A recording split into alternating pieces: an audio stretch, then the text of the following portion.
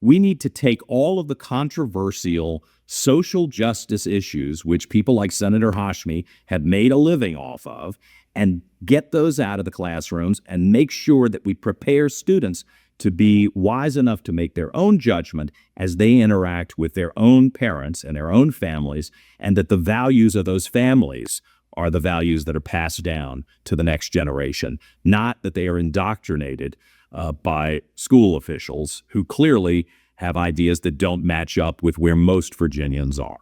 A debate has raged in Virginia for a number of years now over policies related to the transgender phenomenon among our youth. What are your positions in regard to transgender access in government-run schools, to bathrooms, changing rooms, sports, etc., and transgenderism in general? Senator Hashmi. We need to look out for and protect the rights of our transgender children. They have a right to be addressed with pronouns of their own choosing.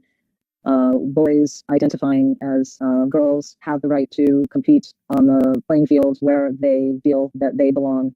Trans kids have the right to use the restrooms and changing rooms where they feel most comfortable.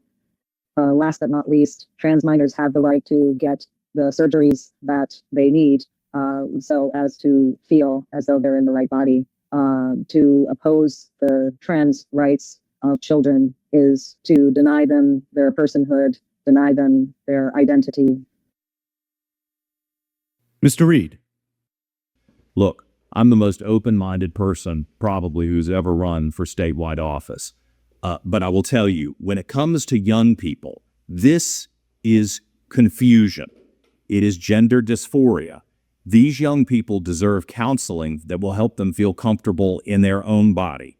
And most of you are aware that I'm a historic candidate. I am the first gay person in either party to run statewide and to be on a ticket, Republican or Democrat. And I am telling you, after 30 years of having been around what I consider to be a very damaging, almost insane political agenda, this is not the direction that we should take. Young people deserve to be protected. The fact that Senator Hashmi would stand up and say that she agrees with the idea of mutilating the bodies of perfectly healthy young people instead of helping them work through what many of us used to call teenage angst indicates that she has been completely bought into the most radical ideas in our society. Most parents do not agree with that. Now, once you turn 18, it's not my business what you do.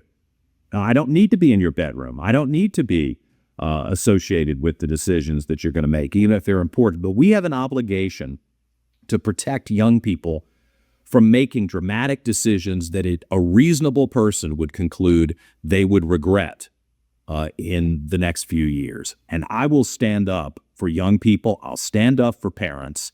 And the idea that we're going to keep this secret from parents and not involve them in these types of issues is very troubling to me. It's another thing that I think should be disqualifying for Senator Hashmi and, quite frankly, many people in her party.